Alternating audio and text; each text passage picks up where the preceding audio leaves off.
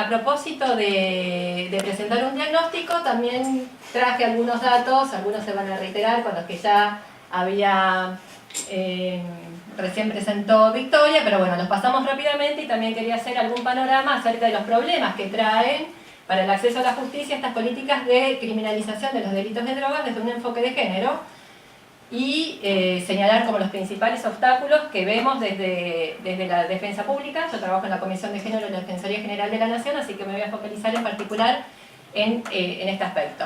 Bueno, en primer lugar, como dijo Victoria, bueno, seguramente han discutido todo el día, fueron estas políticas de guerra al narcotráfico las que han llenado las cárceles de mujeres. A partir del año 1990, donde se empiezan a contar estas políticas, ahora aumentó un 244% la población femenina en el país. La infracción de la 23737 constituye la tercera causa por la cual están encarceladas las personas en nuestro sistema penitenciario. Y esto habla de cómo ha llenado las cárceles no solo de mujeres, sino también las de varones. Pero mientras constituye la tercera causa de encarcelamiento en cuanto a la población general, es la primera causa de encarcelamiento de mujeres. Y si nosotros vemos en términos, en números absolutos, vamos a encontrar que por supuesto es mucho mayor la cantidad de varones encarcelados por delitos de droga que la cantidad de mujeres encarceladas. Y esto tiene que ver con que la población penitenciaria femenina es muy inferior a la masculina. En ámbito nacional, para el 2015 estamos algo así como un 4% de la población total, solo un 4% son mujeres. Pero si no, en federal es un poco más, estamos en el 7%. Probablemente, como decía Victoria, la ley de arresto domiciliario tuvo un impacto, porque antes teníamos un porcentaje un poco mayor que ha bajado luego de la aprobación de la ley de arresto domiciliario, y sobre esto hay un trabajo de Marta Muscruz, que está por ahí, que se puede consultar. Un poquito antes. Pero si nosotros vemos, digamos, en números absolutos encontramos más varones presos que mujeres presas por delitos de drogas. Pero si nosotros hacemos un análisis comparativo en términos proporcionales, encontramos que en el ámbito federal el 60% de las mujeres están encarceladas por delitos de drogas. En cambio, en el sistema federal son el 30% de varones los que están presos por estos delitos. Y a nivel provincial tenemos el 29% de las mujeres presas por delitos de drogas.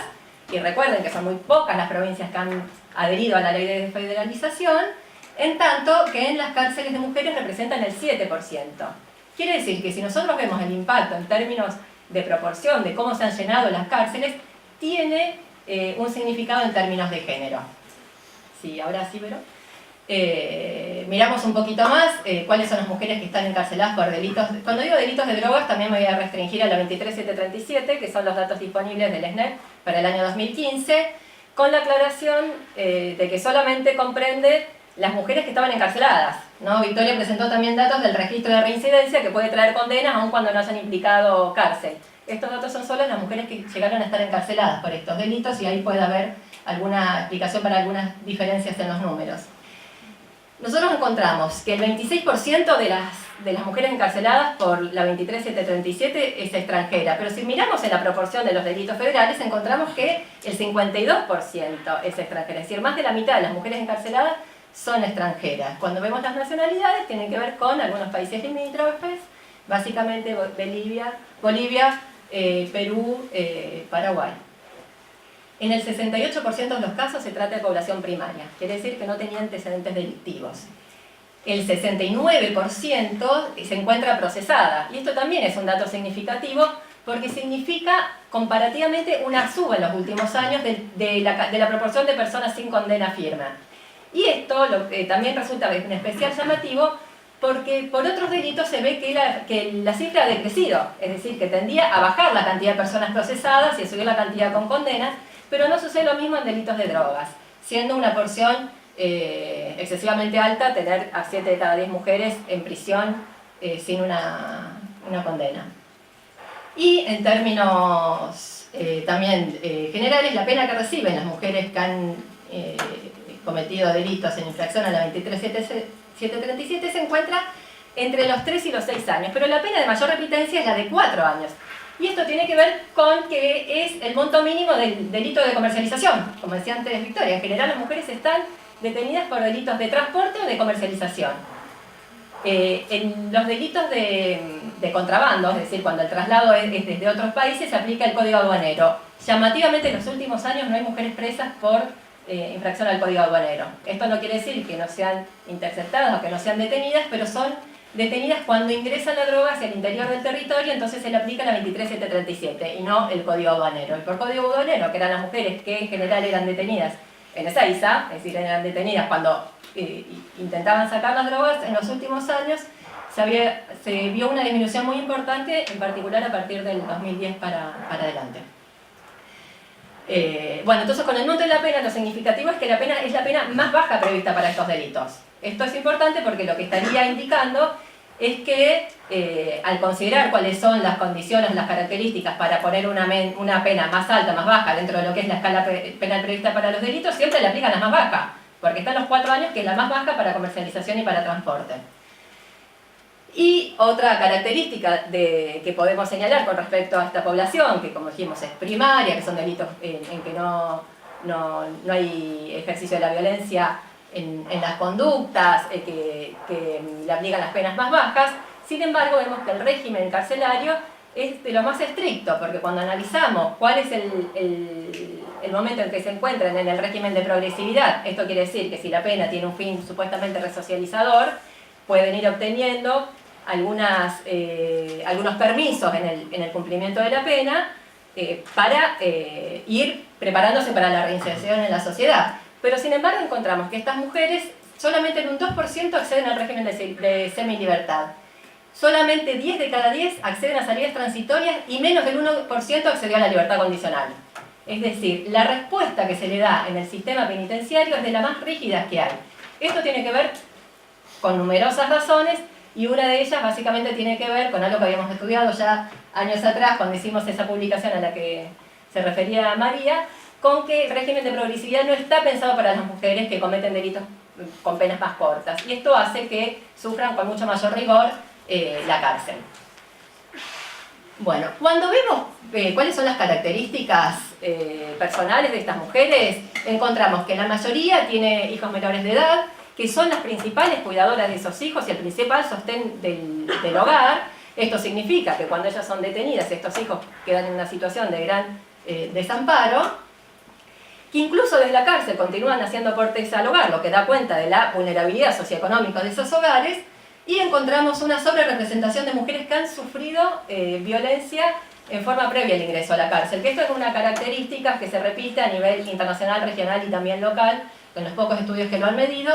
En el caso de Argentina se ha medido en la población del Servicio Penitenciario Federal y encontramos que 4 de cada 10 sufrían violencia familiar y que el 14% había sufrido un abuso sexual calificado, es decir, había sufrido una violación antes de ser encarcelada. Y esto también es otro de los indicadores que deberían ser tenidos en cuenta para analizar los motivos y los historiales por los cuales las mujeres se ven en conflicto con la ley penal y también a considerar a la hora de definir una detención en la cárcel. ¿No?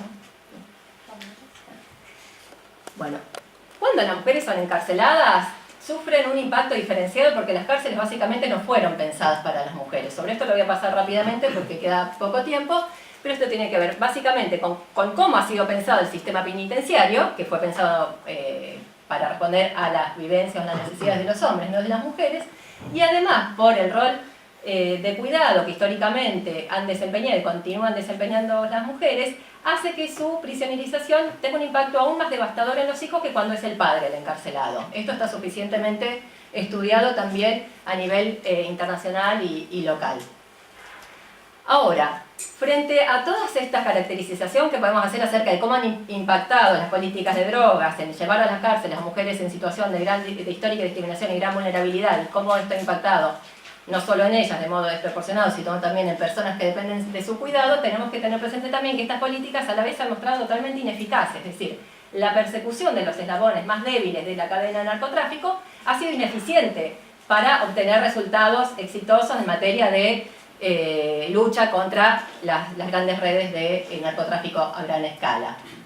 Entonces, acá lo que encontramos son, frente a este panorama, desde la Comisión de Género estamos evaluando unos distintos tipos de obstáculos, desde lo que hace el enfoque de género sin abordar otros problemas. Algunos de estos problemas principales tienen que ver con un marco legislativo que ha quedado totalmente desactualizado. En primer lugar, porque contiene escalas demasiado elevadas, entonces el mínimo de la pena no permite un cumplimiento condicional. Entonces, cuando alguna persona, incluso ha sido encontrada responsable válidamente según las normas procesales, que ya veremos que esto no ocurre siempre, y sustantivas, y no se permite la pena en suspenso, pese a que sean delitos sin violencia, población primaria, en situación de vulnerabilidad, etcétera, etcétera, etcétera. Esto es un primer problema. Otro primer problema es que los tipos no discriminan situaciones que deberían estar distinguidas, es decir, prevé una escala penal excesivamente alta sin diferenciar una variedad de situaciones que ameritarían alguna respuesta diferenciada. Por ejemplo, no es lo mismo quien transporta para sí que quien lo hace para otro, digamos, quien es su propio autoempleador o tiene algún dominio o algún poder en la organización que quien no lo hace. ¿Cuál es el precio que se obtendrá a cambio? No es lo mismo la recompensa de $10.000 para quien transporta cierta cantidad de drogas que la mujer que transporta zapatillas y le van a dar 200 pesos. Digamos. Y todo este tipo de situaciones no son reflejadas debidamente en nuestro sistema normativo.